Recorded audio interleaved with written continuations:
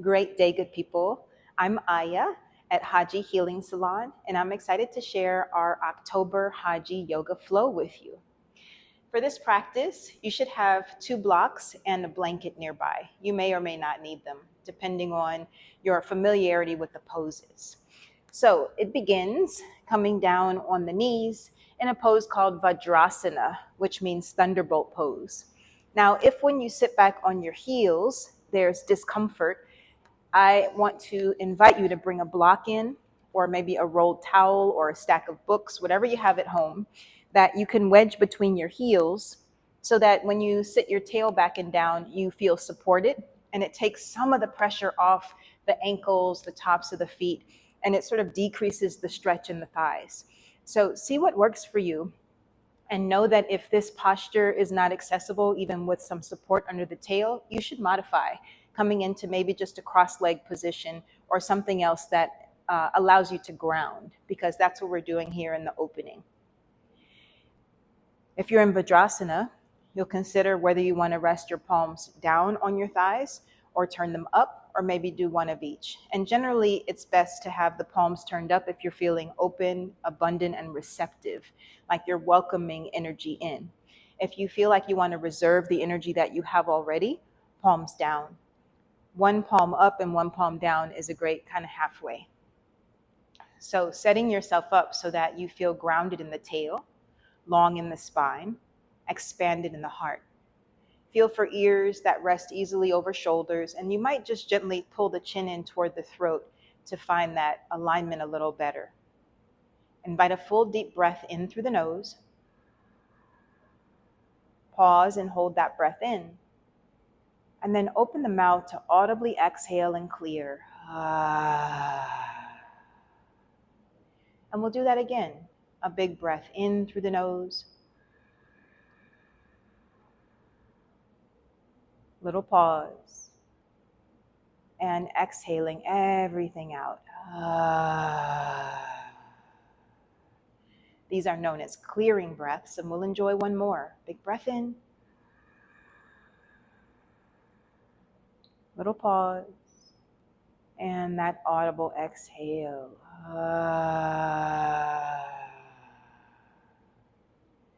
Now closing the lips and without clenching the teeth, we begin to breathe deeply in and out through the nose. If you're familiar with Ujjayi, you can activate it now by slightly contracting the muscles in the back of the throat to narrow the airway and generate a raspy, whispering sound that can be heard with both your inhale and exhale. We'll enjoy about 6 cycles of Ujjayi here.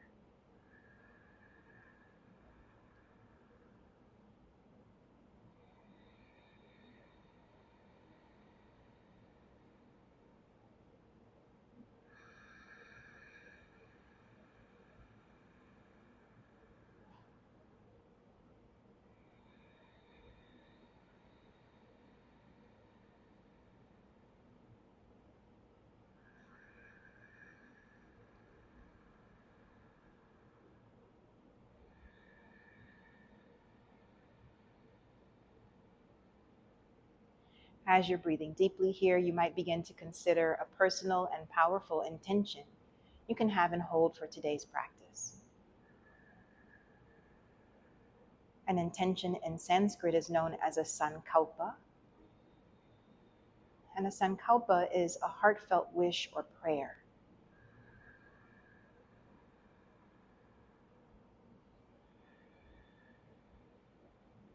When you feel aligned with your sankalpa, you'll bring the palms together at the heart. Crystallize the sankalpa in the eye of your mind and see, feel, and imagine planting it like a little seed in the fertile ground of your heart. And here you might chant the sound of Om, generate a vibrational sound in the form of a hum, or simply internally chant Om to activate your sankalpa.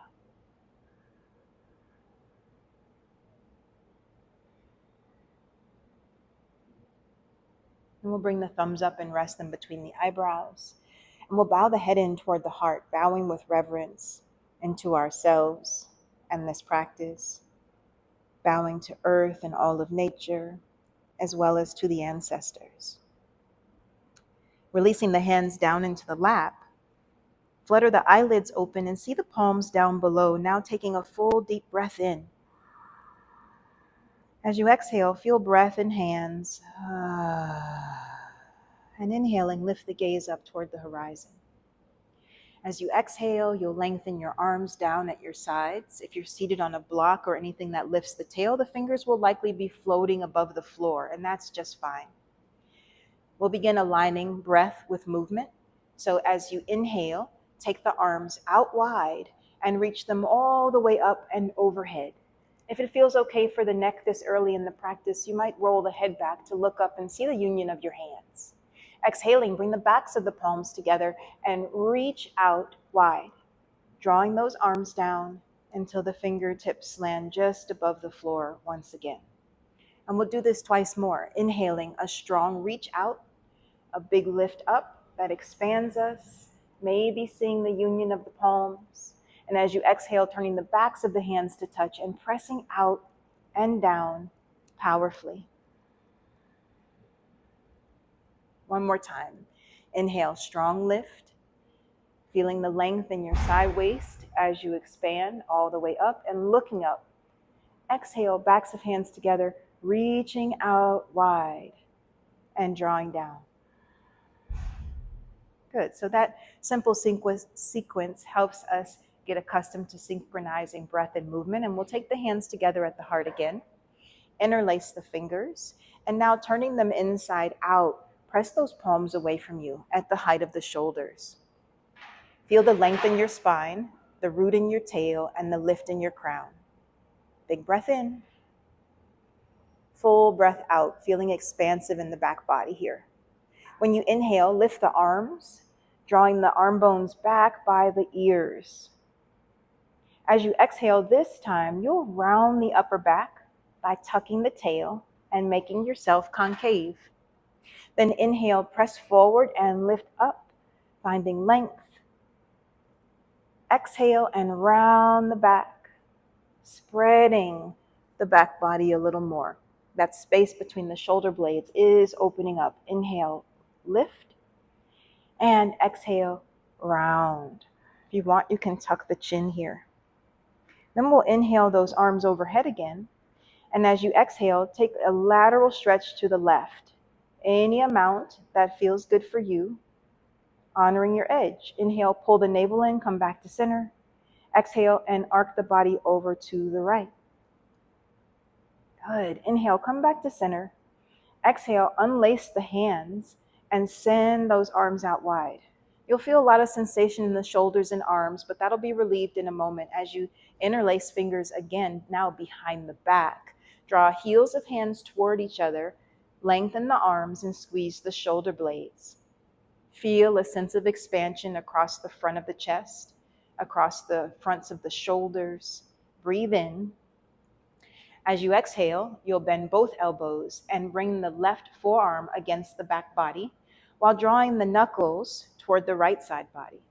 Then see if you can lift and roll the right shoulder back and gently pull the elbow in. Breathe in here. As you exhale, lay the right ear toward the right shoulder, creating any amount of stretch in the left side of the neck. You can stay here as long as you'd like, exploring and breathing deep. Inhaling back to center as you feel ready. Exhaling left ear to left shoulder. Noting how things feel and letting the breath be the balm. So when we meet strong sensation, we respond with a deeper breath. Inhale back to center. Exhale, lengthening the arms out again. Squeeze those shoulder blades. Let the heart lift and expand. And when you exhale, bring the right forearm against the back body. See if you can press the back of the body into the arm just as much as the arm is pressing into the back.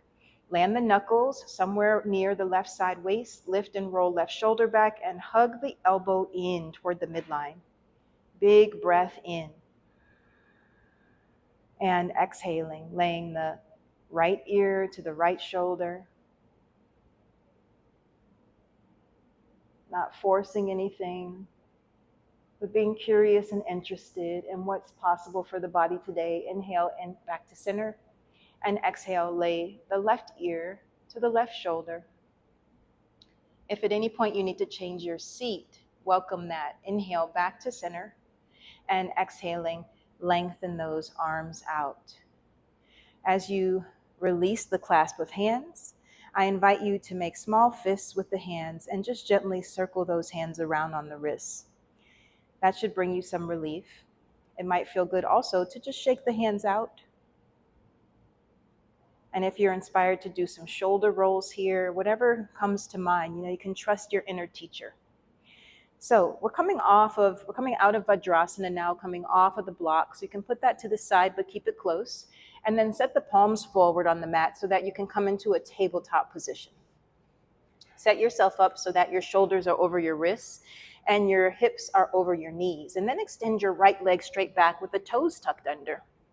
Here you can shift your weight forward and back a little bit to bring a stretch into the right calf muscle and also to explore the strength that lives in your wrists. And just breathing in and out as you take on this exploratory movement. Then drawing right knee down, extend the left leg straight back, toes tucked under. Should feel good to open up the back of the knee after so much time in Vajrasana. This should feel liberating. Another deep breath here. We're also conditioning the soles of the feet, training them to open up. And then we'll bring the left knee down and push into the left palm powerfully, but lighten up on the right side so that you can inhale and float the right arm skyward. Reach up with this open chest. And as you exhale, you'll bend the elbow, coming in to thread the needle. Take the arm through, reach it across, and lower the right shoulder head and right ear to the floor. Now, I always have to make an adjustment with this left hand. I move it more to the left so the elbow can land over the wrist. And I feel a little more supported in that as I press the palm down, and I'm able to moderate how much weight I'm dropping into that right shoulder. You want to feel a sense of expansiveness behind the right shoulder blade. You want to welcome the twist that you're in by not resisting and instead breathing deeply. And ideally, you keep the hips up over the knees. See how it goes. And know that there are a couple different options for this left arm. You can keep the hand where it is. You can stretch the arm forward beyond the front of the mat, kind of landing it over the ear. Or you can lift that left arm up, swipe it around behind the back, and see if you can wrap the fingers around the thigh. Choose what feels like medicine for you. And as you feel ready to return, push down the left palm where we started it from and rise up. Inhale, the right arm high again. And as you exhale, bring the hand down. Take a deep breath in between. Clearing breaths are nice for those transitions. And push into right palm, now lengthening the left arm toward the ceiling. Look up. As you exhale, bend the elbow, reach it through. Take that arm all the way across. Keep going until you can land on the left shoulder head and bring the left ear down. Move the right hand a little more to the right and breathe deeply here. See how you feel. You explored maybe those other two variations on the other side, so you'll want to find your way back to those for balance. So maybe that arm is over the ear. Maybe that arm is reaching around behind the back to hold the thigh. If you come into a variation and you're not able to breathe deeply there, it's a good indicator that you should choose something else. So that right hand comes back to the floor. It's positioned where it can support us in rising up. And we reach the left arm skyward again. Inhale. Exhale. Draw that hand to the floor. Moving into a cat-cow here, lower your belly, but lift your face, heart, and tail as you breathe in. Exhaling, press the floor away so that the head can hang heavy and the tail can tuck, rounding the upper back dramatically. Let's just go for 2 more of these. Can you roll the shoulders back? Lifting the collarbones, opening the throat and third eye. The tail lights are ablaze. And when you exhale, you can round the upper back and gaze up toward the navel. And once more, inhale. The heart light is shining out. You're opening the throat and third eye toward the heavens. And as you exhale, you're just going home, taking sanctuary within. Then we'll come back to cow pose, where The belly is low, but the tail is high. And we'll tuck the toes under. Let's walk the hands a half handprint forward and hug elbows in. Press those palms toward the front edge of your mat isometrically and start lifting the knees from the floor. But we'll stay in a bent knee down dog today, focused on the alignment of ears and biceps. Move the rib cage toward the thighs through the strength of your arms. Adho Mukha Svanasana, exploring it now by lengthening the right leg only. Draw that heel to the floor and open up the whole back of the right leg. And as you exhale, you'll lift the right heel, bend the right knee, and ground the sole of the left foot as you straighten that leg. And in this way, you can kind of pedal out the feet, walk the dog, maybe shifting those hips right and left feels good as well. Another inhale and exhale with movement. And then we'll lift both the heels high, stretching out the soles of the feet again. We'll keep pressing those arms, those hands down and forward, and slowly lower the heels toward the earth. It's not about getting the heels to the floor, but it is about creating this downward action that keeps an active stretch in the calves and through the whole back of the leg. Take another deep breath as you gaze back, inhaling through the nose. Exhaling through the mouth. Ashe, good people. Let's step the feet together now. And this is optional, but know that where we're headed is into a low lunge. I like bringing the right heel high for tail of the dog, inhaling it up. From here, we can gather up some momentum to bring this knee in and up underneath us and powerfully step the foot forward. This will strengthen the core on the way. So bending the knee, pulling the thigh up to the chest, rounding the upper back like we did in cat pose, and pressing those shoulders forward over wrists, then seeing where you want to land the foot and kicking it up between the hands. I know that's a lot, especially to go that slow, but give yourself grace. It takes time. Come onto the fingertips, land the left knee down, and know that if you have sensitive knees, it's intelligent to bring that blanket in and pad under the left knee now. We'll put the top of the foot down, and this is a great place to integrate the blocks into our practice. So if you have 2 blocks handy, you can bring them in and place them on the lowest height, and then you can set yourself up on the fingertips to create a little more space between your upper body and your thigh. If you don't want the blocks or need the blocks, you'll be on fingertips here. I am walking the toes, these front toes, the right toes, a little more forward so that I can access a new depth of stretch without bringing that knee far over the toes, right? So knee and ankle want to stay in a good relationship here. But what you feel is a strong stretch in the front of the left thigh and hip. Deep breaths as you sit here for any length of time that feels good for you. And as you exhale, swinging the hips back and focusing on a squeeze of upper inner thighs will help you stay balanced as you lengthen the front leg and maybe flip those toes up. Can you also keep a long spine and send your sternum forward toward your toes? Then exhaling into the flat foot, the bent knee, the forward lunge that lifts the heart and the face. Exhaling, we just swing those hips back, squeeze upper inner thighs, and maybe see about folding over front leg. And again, it's about what feels good to you. This is another exploratory movement. So just be curious and interested in how things feel and in what's possible today. And know that if you appreciate this practice, you can come back to it again and again. And if you keep practicing like we do here at Haji, the same sequence for the whole month, you really get to see a lot of change. Planting the palms down, let's draw this right knee back, lower the belly, tuck the toes, lift the hips up and back into downward facing dog again. Big breath in, full breath out. Legs are moved toward each other now, and the left heel floats up. Remembering this is optional. If you'd rather not do tail of the dog, you can just make the transition to low lunge from hands and knees. But the inhale takes that heel high. As we exhale, we'll bring the thigh in and up toward the chest. We'll push off on the ball of the foot, remembering to round the back like cat pose. So we keep that leg high and then land the foot up between the hands. I am a fan of sound effects. Lower that right knee down.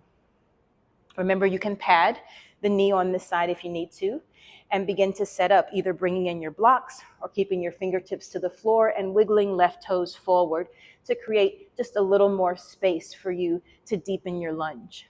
So those hips start to move, they start to expand. The pelvis starts to move toward the floor, and you feel that stretch. It's right here. Yeah.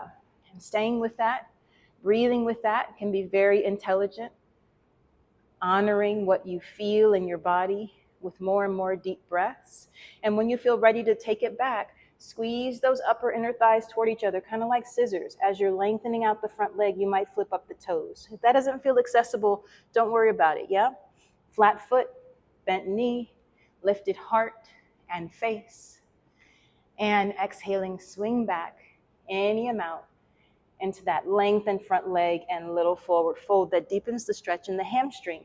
Flat foot, bent knee, lifted face and heart here, opening up those hips, and exhale, swinging back last time, and maybe staying here a little longer, but again, honoring what feels like medicine for your body. And then we'll come back to the bent knee, pull the heel back, flatten the palm, take that heel all the way to the back so you can land the two knees next to each other, drop the belly down, tuck the toes, come back into Adho Mukha Svanasana, downward facing dog. Big breath in, full breath out. So we'll bend both the knees now, look up between the hands, and take a series of small steps that bring the feet forward toward the front of the mat. At the top, press the palms to the shins, come into Ardha Uttanasana, which is half forward fold. It's a posture where the shoulders and the hips are level with one another.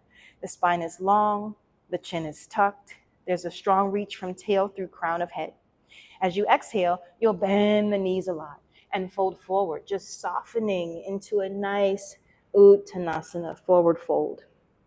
When you feel ready, you'll begin to rise. And I always like to keep a bend in the knees and let the heart lead the way up, expanding out through the arms till palms can come together overhead. Maybe look up. And as you exhale, take the hands down to the heart, standing strong and tall for the first time in this practice today in mountain pose, Tadasana, rooting down through the soles of the feet so that we can lengthen up. And maybe imagining a golden thread attached at the crown of your head so that you know that the support that you have from the unseen is always, you're always connected to it, and you're always being inspired to come up a little bit higher. Take another deep breath. You're doing fantastically well. We'll move through some sun salutations now, Surya Namaskar, with a few modifications. So squeeze the legs together, float the arms out wide, Urdhva Hastasana, upward reaching hands.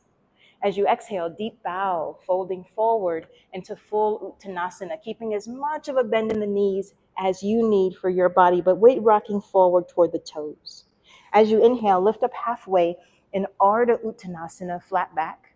And exhaling, bend the knees a lot to plant the palms to the floor and step back one leg at a time into a plank pose. Inhale in Palakasana with shoulders over wrist and heels over toes. Then exhale to a half plank where you're still a long diagonal line from shoulders to knees. Lay the tops of the feet to the floor, hug the elbows in, look forward, and come down slowly with a lot of control to land soft on the earth. As you're here, push into the tops of the feet and the hands, roll the shoulders back, and lift the heart any amount away from the floor, but keep your shoulders low away from your ears. As you exhale, release down. Inhaling, press the floor away. If you want, you can exhale and come back into a child's pose, where the knees are wide and the toes touch together, the tail rests on the heels. You can breathe deeply here, slowing down momentum of breath, and know that child's pose is always appropriate to take whenever you feel called. If you'd rather, you'll come again into that lifted tail with tucked toes so that you can rise into Adho Mukha Svanasana, downward facing dog. Whatever you choose, give yourself as many deep breaths as you need to feel restored and ready to continue. And then when you're ready, look up between the hands and take 2 big steps that bring your feet up, coming right into Ardha Uttanasana, that half lift, and following up with full Uttanasana, forward fold. Then rising powerfully, again with bent knees maybe, to be kind to the low back and see the union of the hands overhead. Exhale, we'll go again. Folding forward, releasing down, shake the head out if you need to. Inhaling, half lift. Can the heart be getting lighter and lighter to lead you here? As you exhale, bend the knees, plant the palms, step back again, one leg at a time, full plank. Inhale here, exhale, knees down. Keep the tuck in the tail, the firmness in the belly. Hug those elbows in close to the ribs and shoulder heads forward. Come down with control. You might be practicing a little hover here, right? If not, just come on down to the floor. Squeeze elbows in, roll shoulders back. Keep pelvis and feet grounded and lift up, shining your heart light in cobra. As you exhale, soften, come down to the floor. Choose your path. Are you going back to child's pose, or are you coming into Adho Mukha Svanasana, downward facing dog? I always tell my students to choose what feels like medicine, and that's changing every moment. So honor where you are right now and take a couple more deep breaths.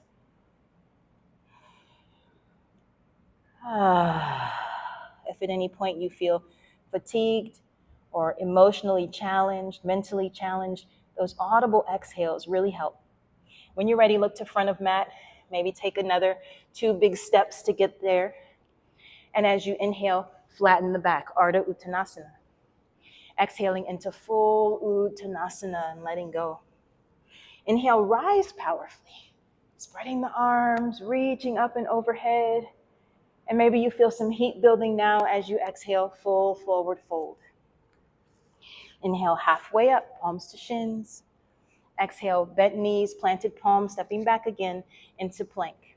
Knowing now that you have lots of options for how to articulate your sun salutation, you're welcome to bring the knees to the floor. For this one, I'm going to keep the knees lifted, and I'll encourage my students who are working on strengthening their bodies to do the same. Squeeze the elbows in, send the shoulder heads forward, come down with control, and see if you can hover your body above the mat before rolling on the tops of the toes, lifting the heart, lengthening the arms. Notice that my shoulders are not crunched up by my ears, but they're low. Right? There's a lot of space between ears and shoulders. And notice my knees are not on the floor. They're lifted. Pull that heart space into its opening and take another deep breath. And then when you exhale, you'll pick up those hips, roll over the toes, ground the heels, and have a few deep breaths. Well-earned deep breaths. Not that you ever need to earn your rest or your breath, but just really reveling in how good it feels to breathe deeply after exerting yourself in that way. Slowing down momentum of breath as best you can.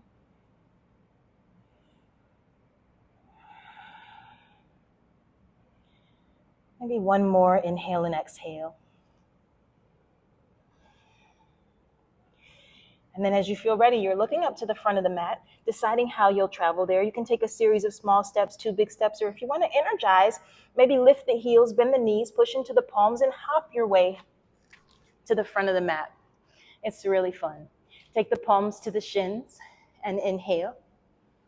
And as you exhale, fold forward and down. Inhaling, rise powerfully, reaching arms overhead. And exhale, take the hands to the heart. So standing once again into Tadasana, mountain pose.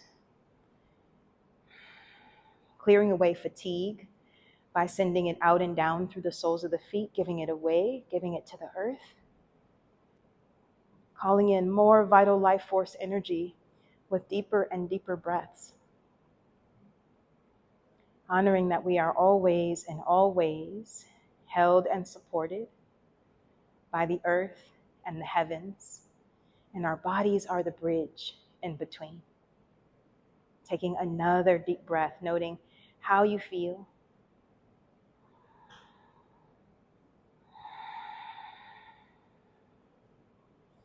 All right, good people. From here, let's again spread the arms and inhale to reach overhead. Exhaling, we'll fold forward, Release the weight of the head. Really let go here, yeah? So that the weight of the skull can help decompress the cervical spine. And then let's plant the palms square to the mat, really flat palms, widespread fingers, and step back into downward facing dog. So find your best alignment and breathe deeply there. And then again, it's optional. So if you prefer not to do tail the dog, you'll bring your, come down to hands and knees for the transition into Anjaneyasana low lunge. We'll inhale the right leg high. Maybe you can keep practicing, bending the knee, hugging the thigh in and up to the chest as though we're magnetized there, pushing onto the ball of the foot and taking yourself forward, right? Everything is moving forward. I think about landing gear on an airplane here and stepping that foot up between the hands, then lowering the left knee down. So we have right foot forward, left knee down, and the top of the foot is coming down. Inhale, now standing in your low lunge, lifting that upper body up, press the palms together. I'm gonna wiggle those toes forward again as the hands come together and find the depth of lunge that feels good for me. Then exhaling, we can take the arms out wide and bring the hands together to clasp behind. Send the knuckles down past the tail, any amount, as you lengthen the arms and squeeze the shoulder blades. Feel the lift in the heart and sit into that depth of lunge that feels good. Deep breath in, full breath out. All right, from here, releasing the lunge or releasing the clasp of hands, lifting up out of the lunge just a little bit and taking those arms skyward again, then exhaling, hands to the floor and stepping back the right knee. Now, you'll keep the right knee grounded, walk the fingertips back toward the body and extend the left leg out long. So I'm gonna turn toward you for this. Right knee is down, left leg is long, and we're standing up. So your right hip is right over your right knee, and your left leg is long, and that outer edge of the foot is parallel with the front edge of your mat. Let's inhale here to float the arms out. Exhaling, reach in the direction of the long leg and take the hand down to it. Float up the top arm and find any amount of lateral stretch that feels good for you. Deep breaths in and out through the nose here. As you're ready to rise, reach through the top arm, extend up and spread out again, lengthening.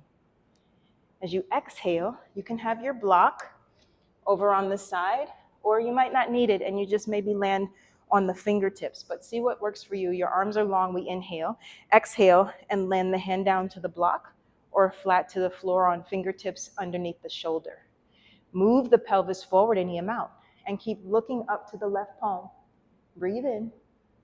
As you exhale, see about laying that arm over the ear and feeling more of a stretch from the hip point through the armpit, from the armpit through the fingertips.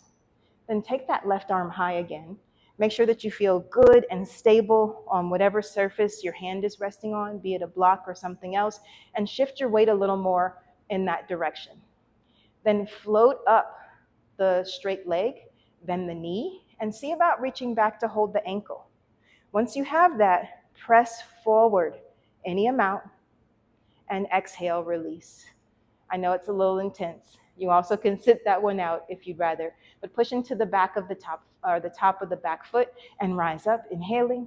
If you want, you can bring that block with you because we're gonna switch sides. And as you exhale, come back to the knees. So let's return. You won't be turning on your mat. I'm just doing that so that you can see a little better. To the low belly and tucked toes, lift the tail, come into a down dog. Big breath in. Full breath out. And as you're here, rounding the right foot to take the left heel high, remembering this is optional and you can come into the lunge from hands and knees as well. But if you're working on strengthening the core, if you're working on this transition, rounded back, push forward, land foot up between hands. Now it's that left foot that's forward, the right knee that comes down. Big breath in as you spread the arms, lift them up, and unite the hands at the top. Maybe wiggling those toes forward, leaning back, looking up, any amount. Sitting into the depth of lunge that feels accessible, not overdoing it. And as you exhale, you might tuck the chin a little bit, lift just a bit out of the lunge, or stay low if it feels good, but interlace hands. Squeeze shoulder blades as you lengthen arms and feel into it again. So here we are in a kind of, it's really a back bend in a lot of ways. So see if you can find that action. And then releasing, reach the arms up again. And as you exhale, you'll float down the fingertips, bring the right heel and knee back and down.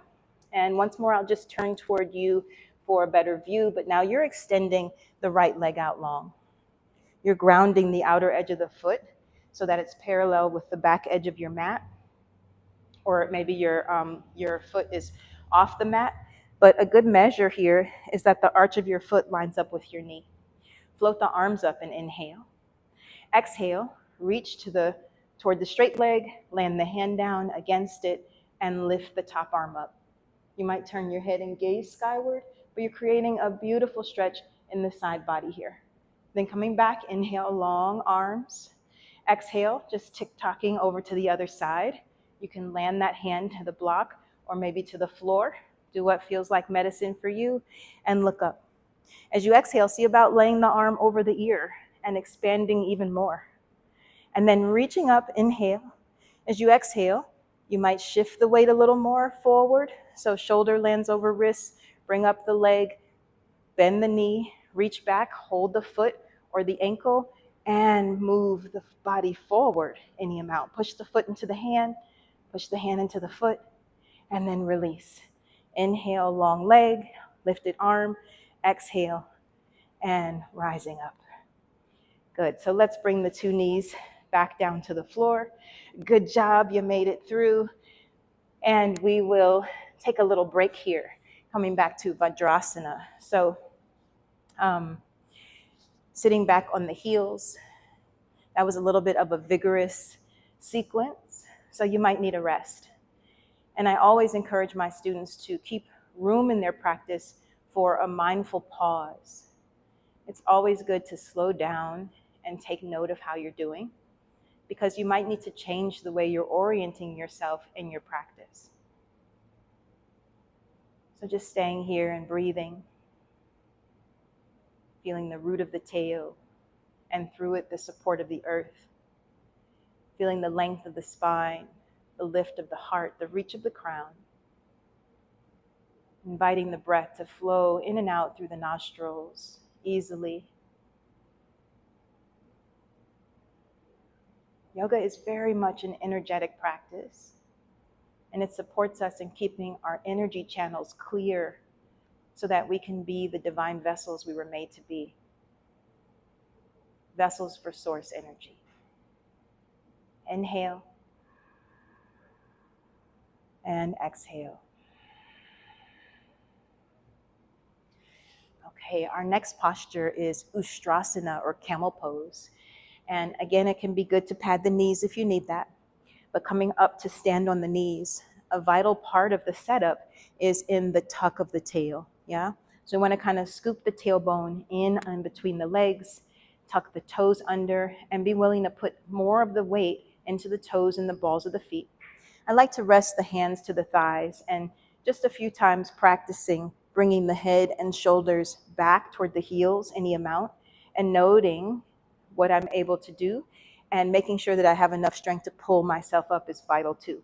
So it's like you're keeping all of the upper part of the body from the knees to the shoulders. It's as if it's all one piece, and you're able to bring it all back. Maybe like there's a string attached at the back of the head, and you're just being pulled by it, and it draws you back, but then you lift yourself up from the strength of your core. And trying it one more time, moving back in that direction toward the heels. And what this does is make it easier for us to access touching the heels with the hands. You still kind of have to go asymmetrical, one hand to a heel at a time. But once you've got that, you can press a little more forward, release the head back, and get a whole new perspective while opening the heart in Ustrasana, camel pose. Holding and breathing for as long as feels good to you, and making sure you leave enough energy and enough breath to come out of the pose. So waiting for an inhale to release the heels, press forward, tuck the chin, Bring hands to heart, and as I exhale, I'll lay the tops of the feet to the floor and have a seat. Now, just keeping it real, you can have a lot of sensations that arise when you come out of Ustrasana camel pose. You might feel a lot of sensation in the heart or in the shoulders. You might feel it most keenly in the head. And sometimes there can be lightheadedness or dizziness, but it's nothing to be concerned about as long as you honor where you are, slow down, and gazing to the earth is really the antidote, right? Resting the eyes to the floor while breathing deeply generally inspires that dizziness to resolve pretty quickly. So see what's true for you. And if you felt liberation in Ustrasana and you want to practice again, know that you're welcome to pause the video and come back in and give it another try. We'll be moving on now, though, for the sake of time. So press the palms to the floor and lengthen the body down. We're coming down onto the belly. And as you're here, we get a chance to practice another back bend, another variation, very similar to Ustrasana, but oriented differently now with the body on the earth. So from here, you'll bend the knees and flex the feet, pulling the heels back toward the tail. Then reach one arm at a time back so that you can hold an ankle. And if this feels inaccessible, a strap or a belt would be helpful. And you'll just wrap that around the ankles and hold as close as you can toward the feet with that belt. Now, just grabbing hold, you already can feel a lift in the chest.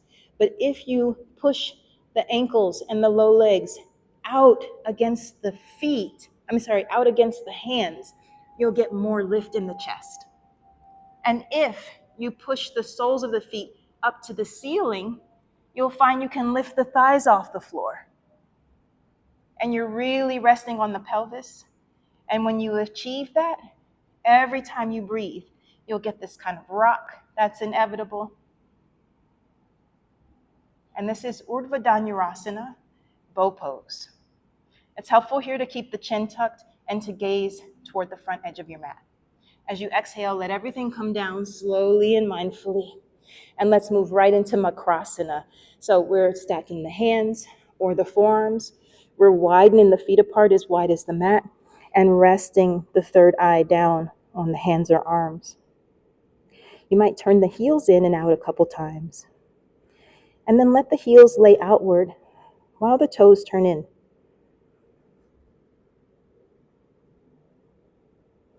If you still feel a sense of working in the glutes, like maybe they didn't get the memo that that pose is over, just shimmy the hips a little bit right and left. Soften the glutes, ground the pelvis. Let the whole body rest on the earth.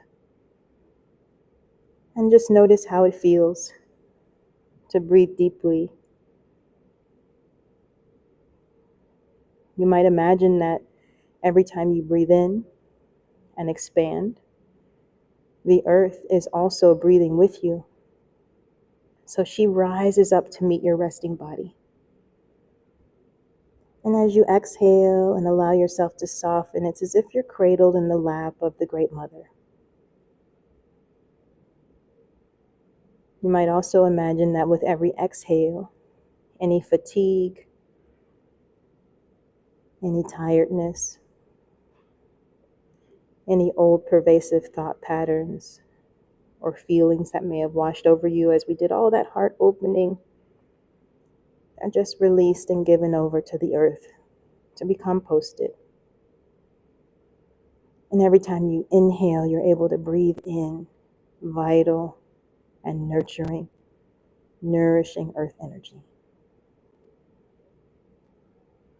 Makrasana, crocodile.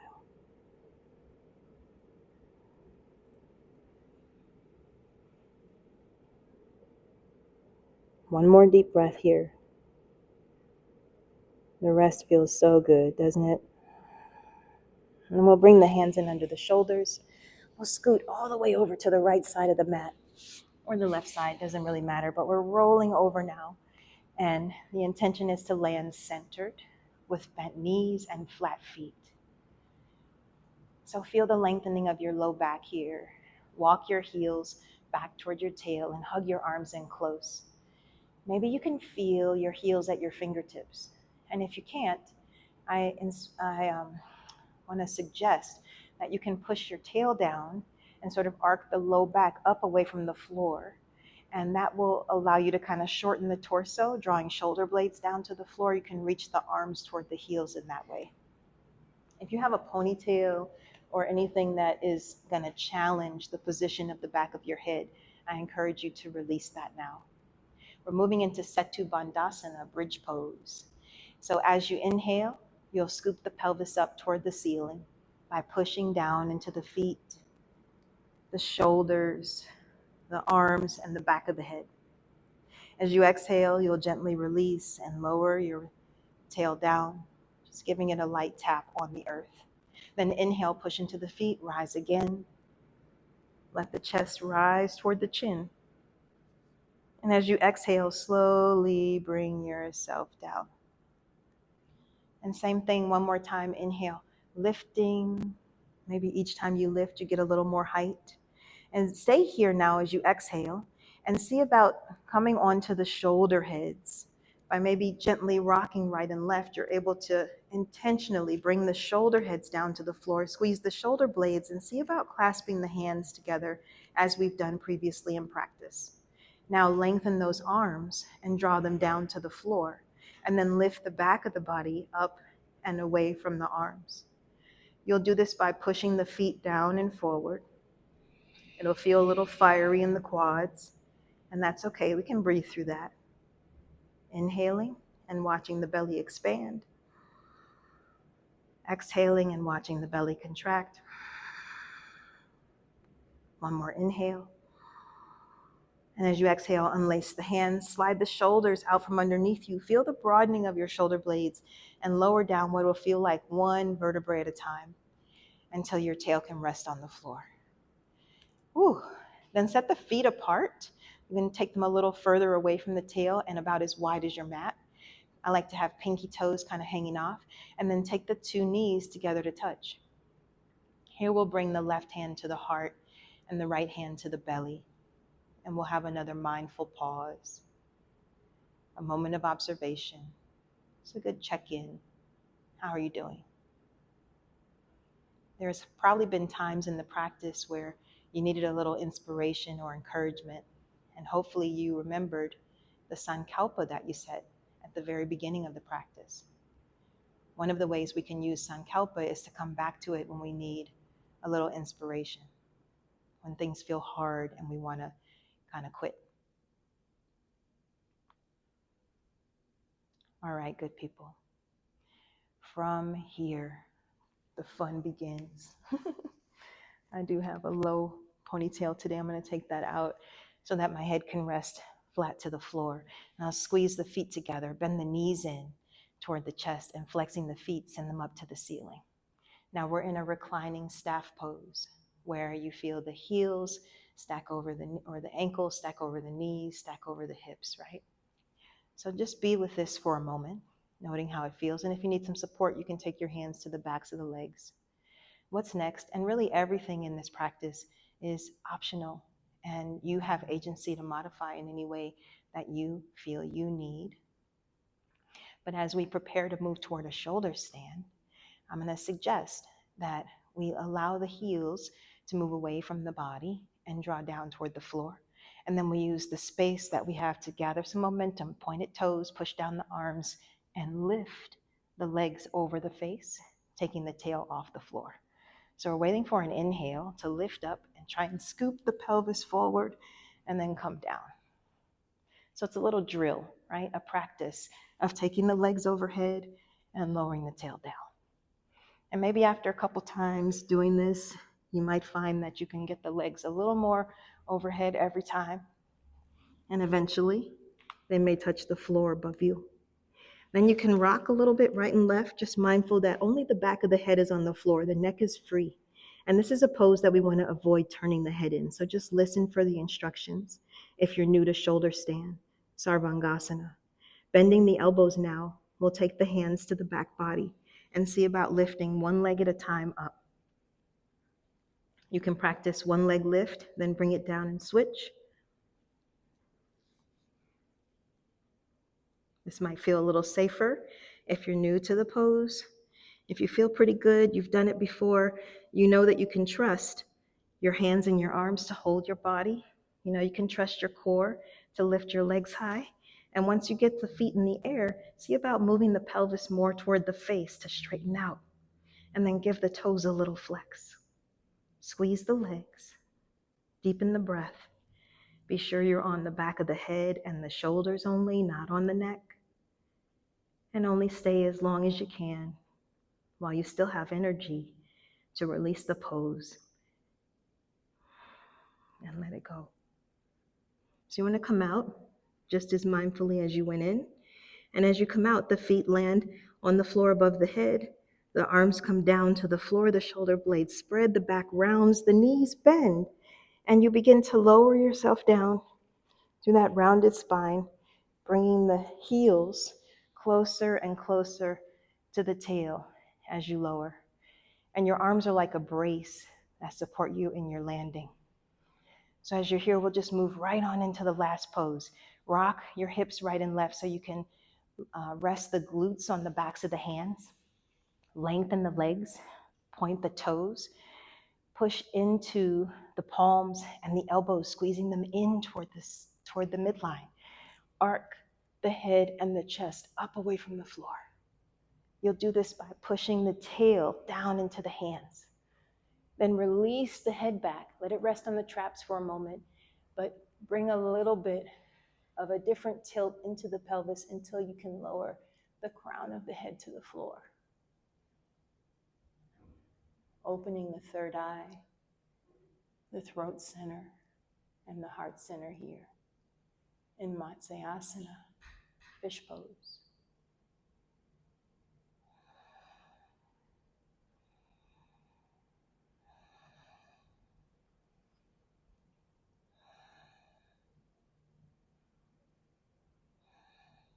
When you feel ready, push the tail into the hands, lift the head, tuck the chin, and bring yourself down. Slide the hands out from underneath you and bring them out wide, about 45 degrees away from your body with your palms turned up. Set your feet apart so that they're at least as wide as the mat, and turn the toes in and out a couple times like windshield wipers. Then let the feet just lay open and see if it's helpful to rock the hips right and left so that you better situate the glutes underneath you. Let your spine be long and neutral and feel your shoulder blades firm underneath you. If you need to, gently turn the head right and left. And in this way, you might release any residual tension, but also find the best, most balanced place to rest your skull. Invite a big breath in through the nose. Hold that breath in. And then open the mouth to audibly exhale and clear everything out.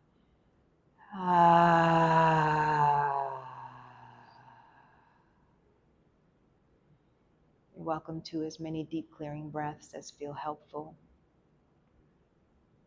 Otherwise, we're closing the lips. We're avoiding the clench of the jaw and the teeth. In fact, we're softening everything. The face, the throat, the shoulders, arms, and back.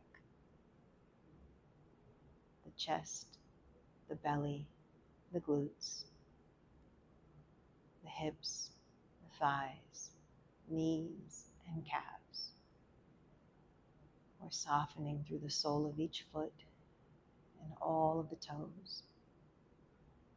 The whole body is resting. The whole body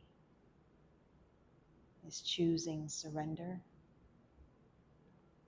The whole body can now welcome ease in Shavasana. Of course, if you'd like, you can bring in props to support you. The bare minimum is a pillow for under the head and neck, and a bolster or rolled blanket under the knees. do encourage extended shavasanas after longer practices.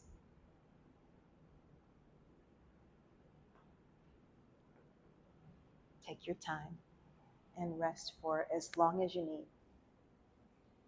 Know that it's been my honor to hold this space for you today and to share my practice. I pray you have enjoyed, and I look forward to seeing you again here or at Haji Healing Salon in Chicago. Many thanks and many blessings. Take care.